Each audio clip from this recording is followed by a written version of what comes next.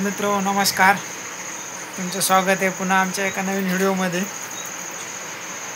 पुष्कराज बघा,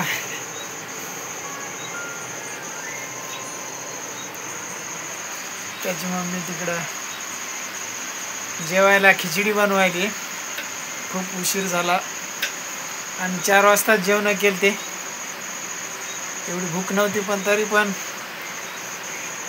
खावीशी वाटली म्हणून खिचडी बनवायला सांगितली तिला। एवढं बघा एक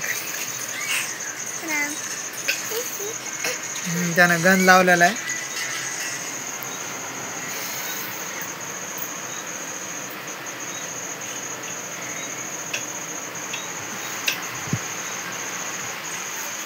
सपूचा अवतार बघा तुम्ही। कांदा कापायली काय आला तिला खिचडी बनवायचा सुद्धा कंटाळा आलाय म्हणून कामाला